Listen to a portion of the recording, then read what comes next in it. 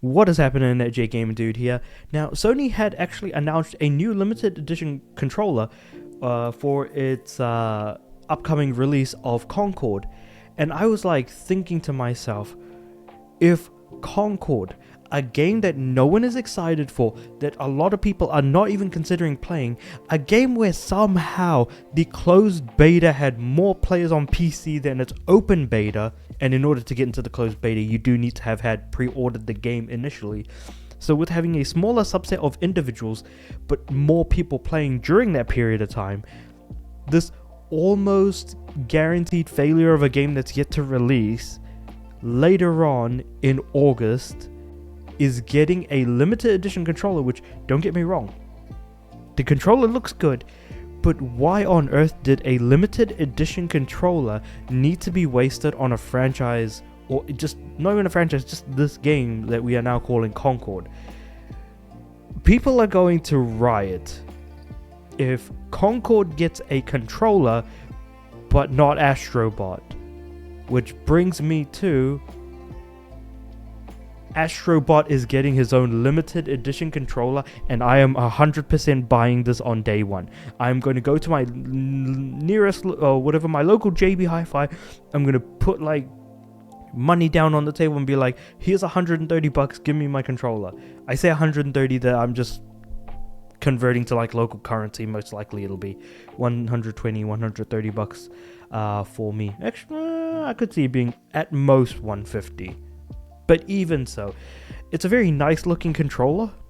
The mixture of the white and the blue from Astro Bot, trying to bring the cuddliness of Astro Bot to life. Of course, you've got the two giant circles on the touchpad, indicating Astro's eyes. And of course, if you played Astro's Playroom, or even just Playroom and Playroom VR on the PS4, you'll know very well that there are little Astros within the controller, and there's also like a flying controller with eyes for the touchpad area. However, it was not colored or had this kind of look or vibe to it, so I do like the fact that they're going for the main color of white for the controller and then blue tints on the face buttons, so the up, down, left, right, as well as the triangle, the sacred symbols on the right, the triangle, circle, square, circle, and X. In saying that, because the main color that you'll see on your controller is blue for player 1 going around like the top bit of the light bar, I do appreciate that actually adds to the overall design.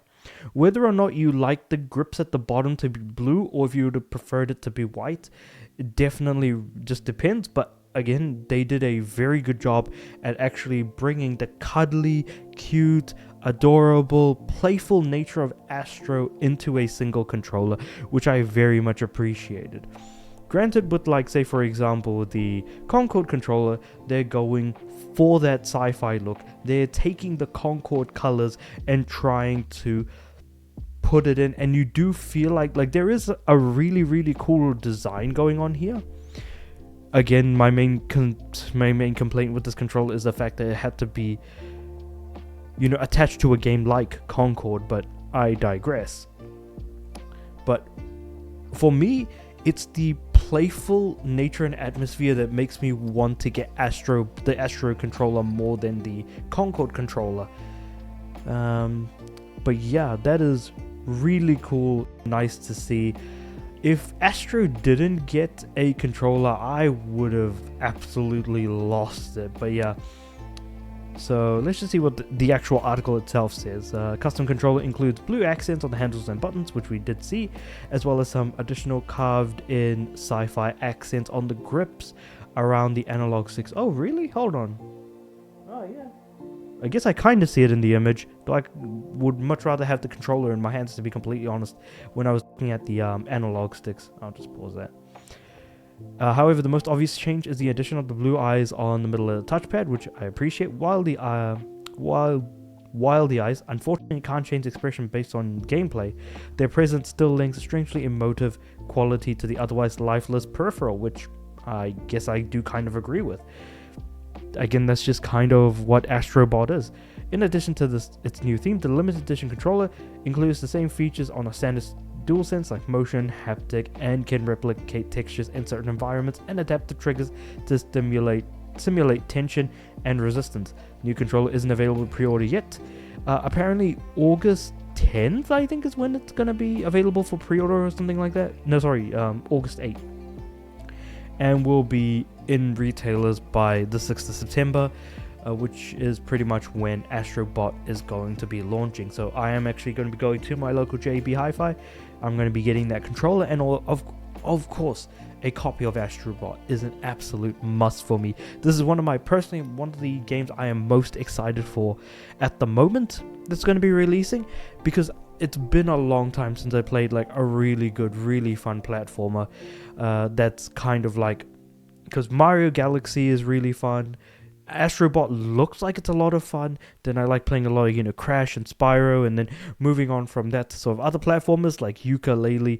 But the upper echelon for me has always been sort of Mario Galaxy. Astro Bot seems to be aping a similar thing, and Spyro too. So hopefully we're going to get some good news out of reviews for the game and everything else in between. But I just want to get your thoughts on the whole situation. What do you guys think about not just the look of the controller, but also the look of the Concord controller?